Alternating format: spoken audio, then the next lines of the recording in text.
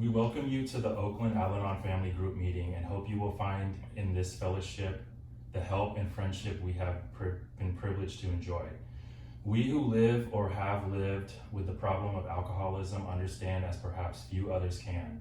We too were lonely and frustrated, but in Al-Anon we discover that no situation is really hopeless and that it is possible for us to find contentment and even happiness whether the alcoholic is still drinking or not. We urge you to try our program. It has helped many of us find solutions that lead to serenity. So much depends on our own attitudes as we learn to place our problem in its true perspective. We find it loses its power to dominate our thoughts and our lives. The family situation is bound to improve as we apply the Al-Anon ideas. Without such spiritual help, living with an alcoholic is too much for most of us. Our thinking becomes distorted by trying to force solutions, and we become irritable and unreasonable without knowing it. The Al-Anon program is based on the suggested 12 steps of Alcoholics Anonymous, which we try little by little, one day at a time, to apply our lives, along with our slogans and the Serenity Prayer. The loving interchange of help among members and daily reading of Al-Anon literature thus make us ready to receive the priceless gift of serenity. Al-Anon is an anonymous fellowship. Everything that is said here in the group meeting and member to member must be held in confidence. Only in this way can we feel free to say what's on our minds and in our hearts. For this is how we help one another in Al-Anon. Let us get centered, quiet, and observe a moment of silence followed by the Serenity Prayer.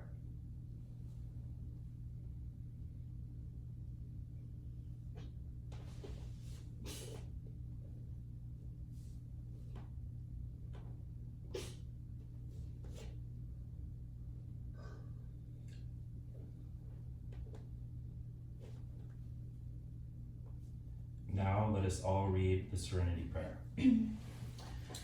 God, grant me the serenity to accept the things I cannot change, the courage to change the things I can, and the wisdom to know the difference. The study of these steps is essential to progress in the Al-Anon program. The principles they embody are universal, applicable to everyone, whether his or her personal creed. In Al-Anon, we strive for an ever deeper understanding of these steps and pray for the wisdom to apply them to our lives. I will start with the first step, and you guys will continue to read them until we have completed the 12 steps. Number 1, we admitted we were powerless over alcohol, that our lives had become unmanageable. Number 2, came to believe that a power greater than ourselves could restore us to sanity. Number 3, made a decision to turn our will and lives over to the care of God as we understood God. Number 4, made a searching and fearless moral inventory of ourselves. Number 5, admitted to God, to ourselves, and to another human being the exact nature of our wrongs. Number 6, we're entirely ready to have God remove all these defects of character. Number 7, humbly ask God to remove our shortcomings. Number 8, made a list of all persons we had harmed and become willing to make amends to them all. Number 9, made direct amends to such people wherever possible, except when to do so would injure them or others. Number 10, continued to take personal inventory, and when we were wrong, promptly admitted it. Number 11, sought through prayer and meditation to improve our conscious contact with God as we understood God, praying only for knowledge of God's will for us and the power to carry that out. Last but least, number 12, having had a spiritual awakening as a result of these steps, we try to carry this message to others and to practice these principles.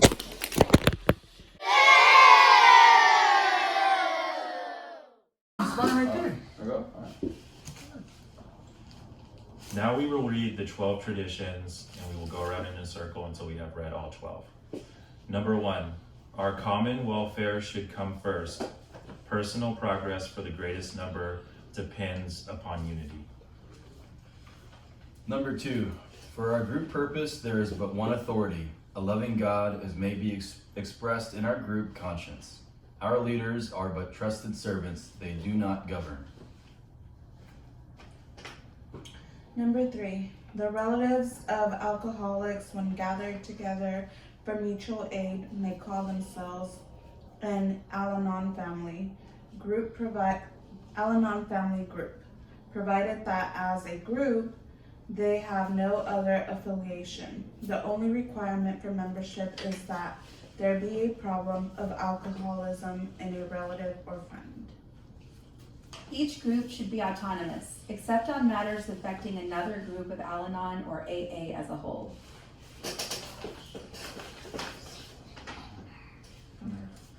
Each Al-Anon family has but one purpose: to help families of alcoholism. We do this by practicing the 12 steps of AA ourselves, by encouraging and understanding our alcohol relatives, by welcoming and giving comfort to families of alcoholism. Number 6, our Al-Anon family groups ought never endorse, finance, or lend their name to any outside enterprise, lest problems of money, property, and prestige divert us from our primary spiritual aim. Although a separate entity, we should always cooperate with Alcoholics Anonymous. Number 7, every group ought to be fully supporting, decline outside contributions. Number 8, Al-Anon 12th step work should remain forever non-professional, but our service centers may employ special workers.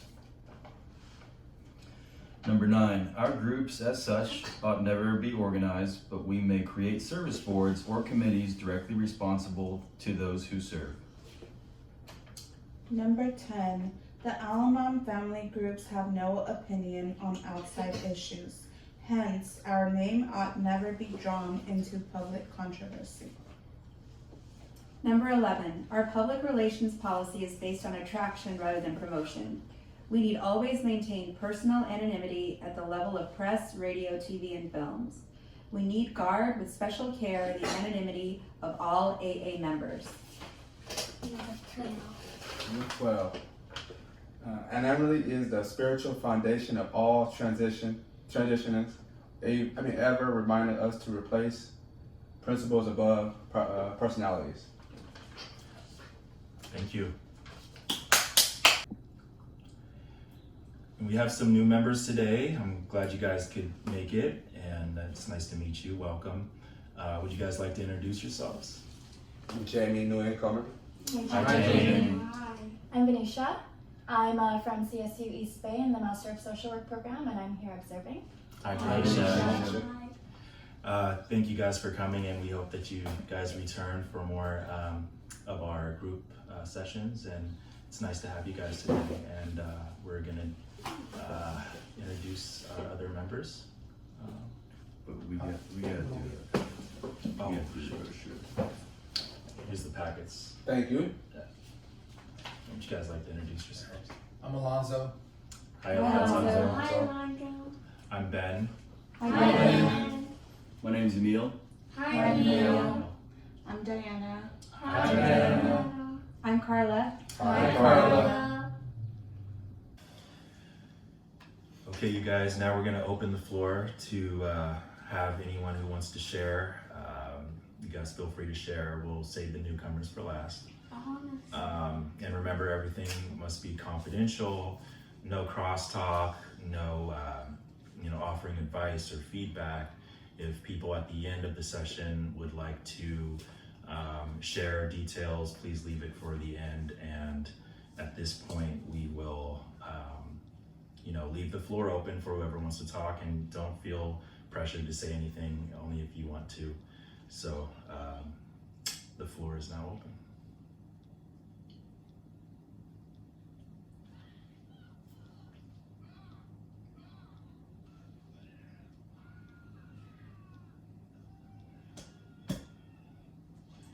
Hi, I'm Diana.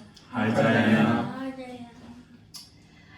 I just wanted to share because this is my third meeting here. I've been dealing with an alcoholic daughter for 5 years now, and I felt like coming to the meeting was something that can help me overcome what I've been dealing with. I'm currently on my second step, working towards my third. But it's been an ongoing battle with my daughter. She started drinking when she was 17. She's now 22, and it seems like it's just getting worse and worse. Like, she's always lying to me, fighting with me, stealing from me. I've had to bail her out of jail like 10 times for multiple reasons. And it's causing like not only emotional but like a financial strain on my livelihood. I've tried so much to like get her help. She's been in rehab. She'll go for like a week or two and then she'll leave. And then she ends up back in jail, and then I'll bail her out, and then it's just a cycle. And so I'm just here because I feel like, you know, she doesn't want the help, but I feel like I need help too, because I feel alone in this fight. I'm fighting this alone. Nobody understands me. Everyone that I talk to with family and friends, they're just not supportive. They're just like telling me things that I don't want to do with my daughter, because at the end of the day, that's my daughter and I don't want to give up on her. So yeah, I just need to be here for like peace, for support, and just a place where I can just vent, and a place where I feel like a communal, like where everyone's going through something and that we can all understand each other in some way or another. Yeah, so that's me. Thank you, Diana. Thank you, Diana. Thanks, And keep Ian. coming back. Keep coming back. Keep coming back. Thank you.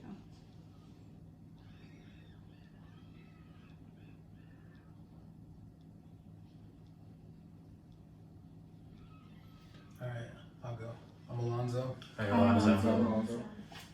So I'm here because my dad's an alcoholic, and I'm scared to bring my son around him. My dad's always had problems with alcohol ever since I was a kid. I can just remember always being scared of him, not knowing how he'd react to me when he's drinking. And I'm not sure if I want to really put my son in those situations. It's been kind of hard for him to understand that, like, now that I am a dad, like, he needs to respect the fact that I don't want my kid around that, you know. I think it's been really hard for him to really, you know, try and challenge or figure out what demons he has that he needs to figure out. I know this put a big strain on our relationship, you know, because he doesn't understand what the big deal is.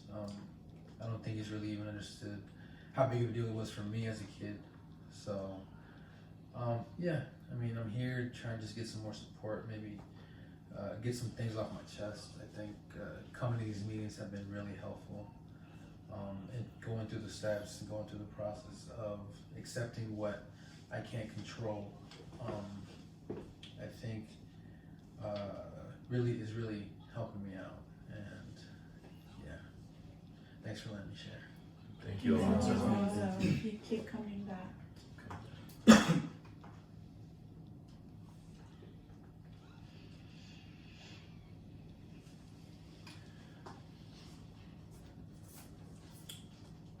Okay, now we will open up the floor if the members don't have any more to share, for the newcomers to share anything that they want to talk about.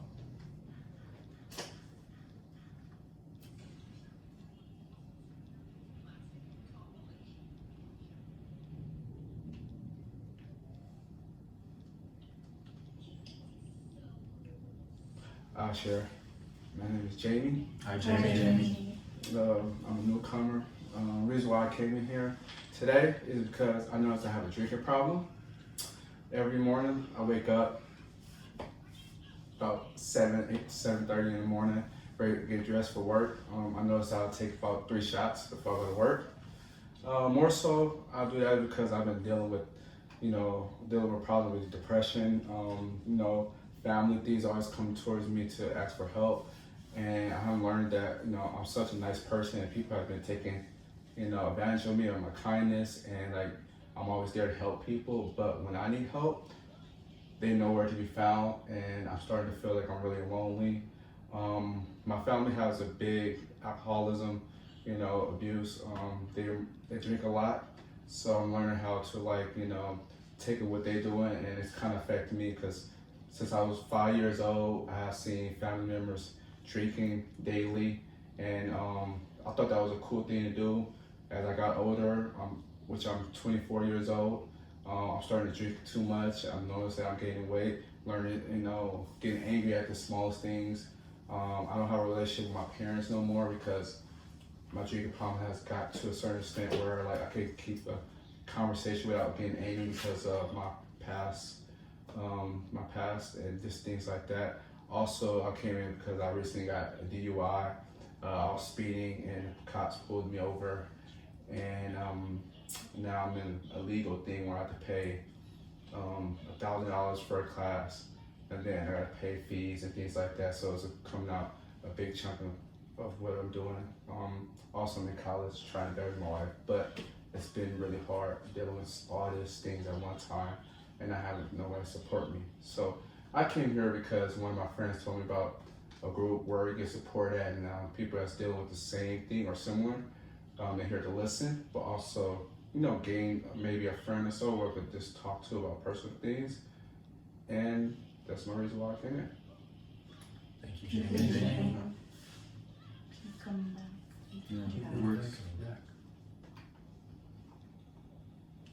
Okay, if no one else is going to share before doing closing statements, Al-Anon is funded by donations, and if you guys have anything that you could contribute, please just put it in this hat and we'll contribute it to the, you can pass that around.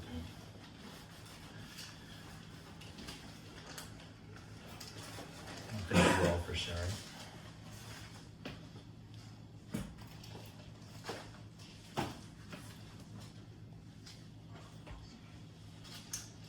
Thank you guys, and I'll do closing statements now. In closing, we would like to say that the opinions expressed here were strictly those of the person who gave them. Take what you liked and leave the rest. The things you heard were spoken in confidence and should be treated as confidential. Keep them within the walls of this room and the confines of your mind. A few special words to those of you who haven't been with us long. Whatever your problems, there are those among us who have had them too. If you try to keep an open mind, you will find help. You will come to realize that there is no situation too difficult to be bettered and no unhappiness too great to be lessened. We aren't perfect. The welcome we give you may not show the warmth we have in our hearts for you. After a while, you'll discover that though you may not like all of us, you'll love us in a very special way, the same way we already love you. Talk to each other, reason things out with someone else, but let there be no gossip or criticism of one another. Instead, let the understanding, love, and peace of the program grow in you one day at a time. Would all who care to join me in the closing prayer hold hands? Okay, let us all join hands and participate in the closing prayer. I put my hand in yours, and together we can do what we could never do alone. No longer is there a sense of hopelessness. No longer must we each depend on our own unsteady willpower. We are all together now, reaching our hands for power and strength greater than ours. And as we join hands, we find love and understanding beyond our wildest dreams. Thank you all for coming, and we look forward to seeing you all next week. Thank you to our newcomers as well, and yeah, you guys be safe out there, and yeah, all right. Thank you. Mhm. Thank you.